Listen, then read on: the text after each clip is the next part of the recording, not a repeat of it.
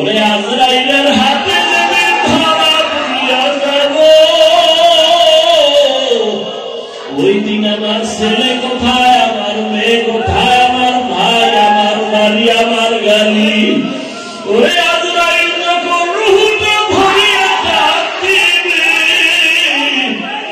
বান্দা তখন দেখবে ডানেও কেউ নাই, বামে কেউ নাই, সামনে কেউ নাই, পেছনে কেউ নাই। আমি একা। ওরে আমার ঘর দিয়ে সবাই টেনে টেনে নামায়, বলেন তাড়াতাড়ি কবরে দাও। আমার আপনজনেরা বলবে লাশ আর আমরা পাহারা দিতে পারবো না। ও আল্লাহর বান্দারা, রমজানের মাঝে আসছো, কি হালাত অন্তরে, আমার মাওলাকে অন্তরে জায়গা দাও। ওরে আমার আল্লাহকে যদি অন্তরে বসাইতে পারো, তখন তোমার এমন হালাত, বাড়ি ভালো লাগবে না, ছেলে মায়ের কথা মনে পড়বে না, বাড়ি গাড়ি সব ভুলিয়া অমন অবস্থা হবে যে তোমার এখন মাওলা ছাড়া কিছুই মজা লাগে না। তখন অবস্থা এমন হবে, আমার ডাইনে আমার মাওলা। ওরে বান্দা, তখন তুমি দেখবে আমার মাওলার জিকির ছাড়া ভালো লাগে না, তেলাওয়াত ছাড়া ভালো লাগে না। তারাবির নামাজ 20 রাকাত, সারা রাত কোনো হিসাব নাই। মাওলার মোহাব্বতের বান্দা যখন নামাজে দাঁড়াবে, তখন কাঁদবে আর তেলাওয়াত শুনবে। মনে চাইবে সারা রাত যদি তেলাওয়াত করে আমি নামাজ থেকে পেছনে যাব না। আর যার অন্তরে আমার মাওলার মোহাব্বত নাই, ওর অন্তরে নামাজে মজা নাই, রোজায় মজা নাই, জিকিরে মজা নাই, বয়ানে মজা নাই। এই জন্য আল্লাহ বান্দার অন্তর তৈরি করার জন্যই রমজান, আল্লাহদের সোহবত। ওরে যাদের অন্তরে এখনো মাওলার মোহাব্বত আসে না, বাড়ি গাড়ির মোহাব্বত, আমার মাওলার সাথে মোহাব্বত তৈরি করো। ওরে যার আগুনের প্রয়োজন, আগুনের কাছে যাওয়া লাগবে। যার পানির প্রয়োজন, পানির কাছে যাওয়া লাগবে। যার মাওলাকে প্রয়োজন, তাকে মাওলার প্রিয় বান্দা আল্লাহওয়ালার কাছে যাওয়া লাগবে। আল্লাহওয়ালাদের নেক নজর যখন লেগে যাবে, তখন অন্তরের মধ্যে মাওলার মহব্বতের ঘ্রাণ আসতে থাকবে। এক পর্যায়ে বান্দা দিলটা গরম হয়ে যাবে, মরণের কথা স্মরণ হবে। কিসের বাড়ি, কিসের ঘর, কিসের টাকা, কিসের ক্ষমতা। এত বড় বড় ক্ষমতাওয়ালারা আজকে নাই, চেয়ার তুইয়া ভাগলো। ওই বাড়ি নাই, বাড়িওয়ালা কবরে চলে গেল, গাড়িওয়ালা গাড়ি রাখিয়া চলে গেল। এইভাবে অন্তরে যদি আল্লাহর মোহাব্বত জায়গা করা যায়, তখন বান্দারা নামাজ ছাড়া মজা লাগবে না, মাছ পানি ছাড়া যেমন মজা পায় না। আল্লাহর আশিক যারা, আমার মাওলার পাগল, ওরা আমার মাওলার জিকির ছাড়া অন্তর ঠান্ডা হয় না, নামাজ ছাড়া, তেলাওয়াত ছাড়া অন্তর ঠান্ডা হয় না। ওই বান্দা যখনই যেদিকেই তাকায়, আমার মাওলাকে তালাশ করে আর ভাবে, আমার মাওলার মোহাব্বত অন্তরে জমা করিয়া বলে, উরগল মা जितनी नेमत है तू, सबसे बेहतर नेमत दीदार तू, जन्नत और दोज़ख से यार अब क्या करो, आरज़ू है मैं तुझे देखा करो।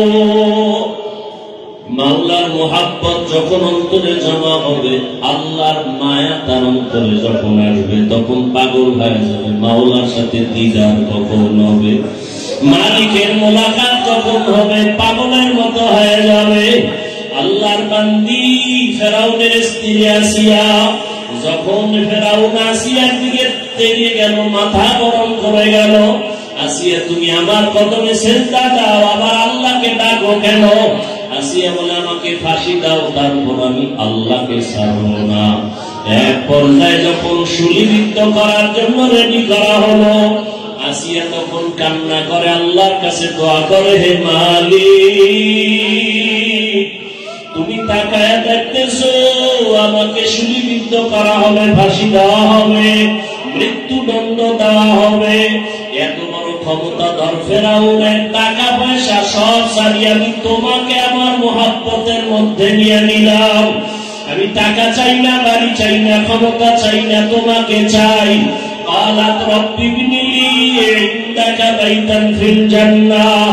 আসিয়া আসমানের দিকে তাকায় বলে, ও দয়ার মালিক, এত বড় ক্ষমতাওয়ালা ফেরাউন, ক্ষমতার অভাব নাই, টাকার অভাব নাই, সম্মানের অভাব নাই। আমি হাসিয়া তোমার বড় পাগল। আমি সম্পদ ছেড়ে দিলাম, ক্ষমতা ছেড়ে দিলাম তোমার জন্য। আর আমার খানা নাই, ঘুম নাই, টাকা নাই, পয়সা নাই। তোমাকে মায়া করার কারণে আজ আমার মৃত্যুদণ্ড হবে। তবে বিদায় বলা তোমার কাছে আমার চাওয়া, দুনিয়াতে আমার আরামের ঘুমের জায়গা ফেরাউন দেয় নাই, আরামে খানাও দেয় নাই। তোমার কাছে দাবি, আমি আসিয়ার জন্য তোমার পাশে জান্নাতে একটা ঘর বানাইয়া দাও। আমি তোমার পাশে জান্নাতে থাকতে চাই রে মালিক। আমি দুনিয়ার বাড়ি ছাড়লাম, গাড়ি ছাড়লাম, সন্তান ছাড়লাম, টাকা ছাড়লাম, ক্ষমতা ছাড়লাম, শুধু তোমাকে পাওয়ার জন্য। আল্লাহ তুমি জান্নাতে একটা ঘর বানাইয়া দাও। আসিয়া কান্না করে আর মালিকের কাছে দোয়া করে। হঠাৎ করে আসিয়া কান্না বন্ধ করে হাসতেছে। আসিয়া বলে, জিজ্ঞেস করে ফেরাউন, আসিয়া হাসো কেন? বলে, আমি মালিকের কাছে যেই জান্নাত চাইছি ওই জান্নাতের ছবি দেখতেছি। জান্নাতের ছবিটা আমি দেখতেছি। লক্ষ লক্ষ ফেরেশতারা আমাকে জান্নাতে নেওয়ার জন্য অপেক্ষায় আছে। আমাকে ফাঁসি দেওয়ার মানো। আমার মালিকের মহব্বতে যেই মজা, এটা আমি ভুলতে পারবো না। আল্লাহর মহব্বত অন্তরে জমা করা ছাড়া আর কোনো পথ নাই রে বাবা। এই রমজানের মধ্যে আল্লাহর কাছে চোখের পানি ছেড়ে দোয়া করি। দোয়া কবুলের সময় রোজাদারেরা দোয়া করলেই কবুল হয়ে যাবে। এরে আল্লাহর বান্দারা, আমিও আপনাদের সামনে বড় গুনাহগার। আমার মতো গুনাহগার এই দুনিয়ায় মনে হয় কেউ নাই। আমার গুনার কারণে বুঝি আমার সন্তান কষ্ট পায়, আমার গুনার কারণে সমাজের মানুষ কষ্ট পায়, আমার গুনার কারণে বুঝি সমাজের মধ্যে বড় অশান্তি। আরে রোজাদার বাবার, আপনাদের মধ্যে বহু আল্লাহর আশিক পাগলেরা এখানে বসা আছে। আরে কোন দিন দুনিয়া থেকে বিদায় হয়ে যাব জানা নাই।